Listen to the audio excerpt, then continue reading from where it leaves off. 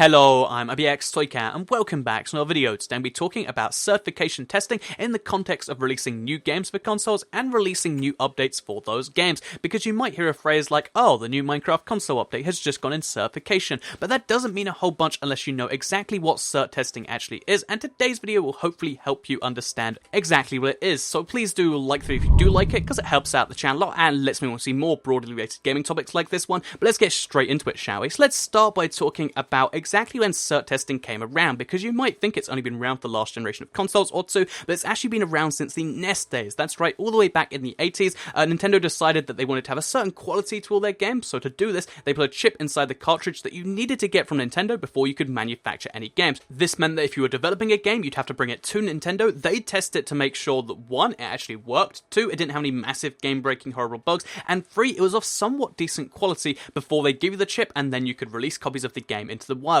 This had quite a few positive effects, because it meant if you're a NES owner, 1, you know the games are going to be good because of this, 2, if you buy any game, you can buy it assured, you don't have to be really worried about it, because you know it's going to be at least somewhat decent, and it's also really good for Nintendo, because, you know, as a result of this, every game that releases is pretty good, therefore, you know, people want to release for it, and it's just, you know, an all-round pretty decent system. The system kind of, you know, faded out, because Sega, you know, didn't have such a system, so they had to do quite a few changes to it, but certification has been around all the way since the NES days, changing from generation to generation, until the Xbox 360 generation, where it got kind of to where we know it as today. So yeah, a lot more rigorous kind of tests were introduced with the Xbox 360 for 2 reasons. First of all, it was the first console which actually allowed you to update your game just on the fly, because even though there were internet connected consoles before this, like the Dreamcast, even the original Xbox, and to some extent the PS2, updating your games through this wouldn't really be too viable, because most of your audience is going to get it. So before this, if you wanted to update a game, you'd, like in the early 2000s and the late 90s, you'd have to recall every single cartridge or disc of the game and manually update it, or just destroy them and make new ones. It's a terrible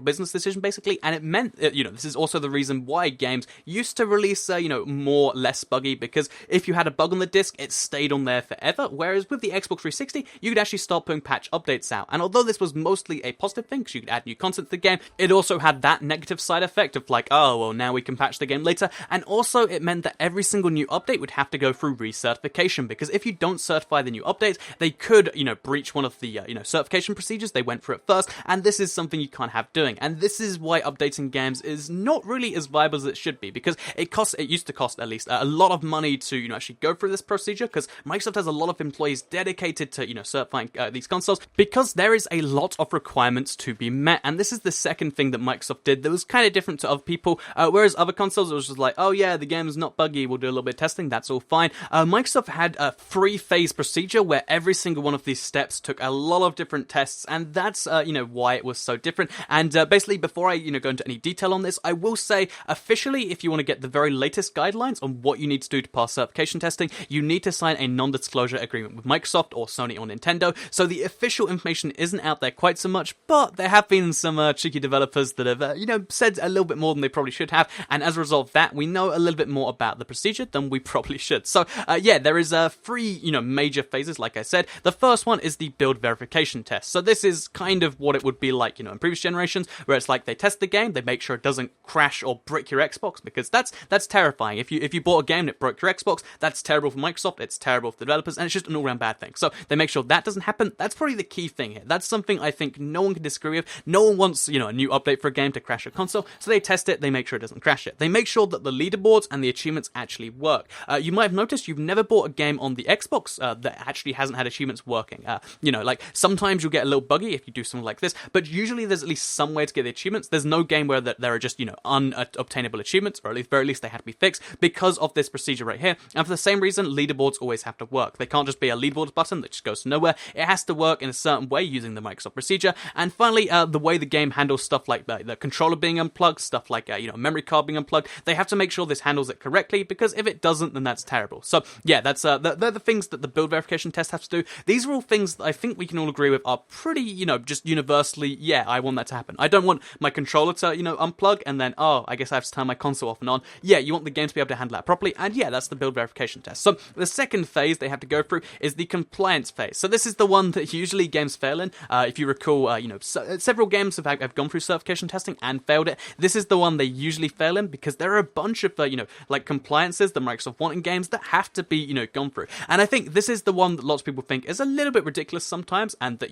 is actually responsible to a lot of the things that you might recognize all games have, because basically your game has to do a bunch of different in-game things, to make sure that anyone on any system can have fun with it. So stuff like an autosave icon saying, do not turn off your console while this is saving, that has to be done. You can't just, not tell people that. It's kind of ridiculous at this point because we all know it, but every single game has to say, do not turn off your console while you see the autosave icon. So that's just a little fun fact, but there's also, a few other compliance procedures, stuff like, when the game loads up, it has to say, press this button to start. It has to tell you what to do to actually start the game, and it also has to ask you where to save. Whenever it goes to the saving procedure, it has to, at least at the very first time, be like, do you want to save on your memory card, or do you want to save on the hard drive? It has to ask you if you have multiple save devices. It can't just assume you want to save on the hard drive, it can't just assume you want to save here or there, it has to ask you. This is something the compliance phase tests for, and a few of these things are good, but some of them are kind of bizarre. Stuff like these safe regions. So, again, you might have noticed some games have a safe region which is customizable, but at the very least, the maximum safe region you can go for is 10%. So, what this means is the outside 10% of every single, game on the, Microsoft platform has to be entirely decorational stuff only. And interestingly enough, this is a fun little fact, this is why the hotbar can't be in the same place it is on the PC. If you've ever noticed, on the PC and on the Pocket Edition, the hotbar is at the very bottom of the screen, like it borders the edge, whereas on the console, it's kind of floating up there in the middle of the air. This is actually slightly as a result of the safe region thing. Like, you can't just, you can't put game functional required information in that 10%, because some TVs used to just cut that off for some reason. It's terrible they do that, but it's a thing that used to happen. So the last 10% has to be decorational only, and this means a big amount of the screen, the area actually works out like 36% or something like that, actually can't be used for anything functional. And it's one of those very bizarre ones that, it makes sense because people used to have TVs that couldn't see that. You don't want to ruin their experience, but now it should probably be removed from there because, let's be honest, like, most people don't have plasmas from the early 2000s. It's just not such a big thing now. So just a fun little mystery that did solve. That's the reason why a Minecraft console, the hotbar has to float in the air. You can't have vital information in that outside edge. There's a bunch more compliances they have to go through. Not all of these are public. Like I said, if you sign an NDA at Microsoft, you can get the full list, but then obviously you can't tell people in a YouTube video like this one. So finally, there is the functional phase they go through. That's right, after all this, they're still not done testing. This last one is where they get a bunch of people to test the game to make sure, 1, it's completable, 2, it actually matches the description. You can't make a game that's called Minecraft or Minecraft, it's like the free fantasy building game, and it's just, a platforming game that looks like this. The game description has to match the game, and this is something that usually people don't lie about, but again, it's one of the little small things they do, and they basically just make sure the game actually works. There's not any menu items that just do nothing.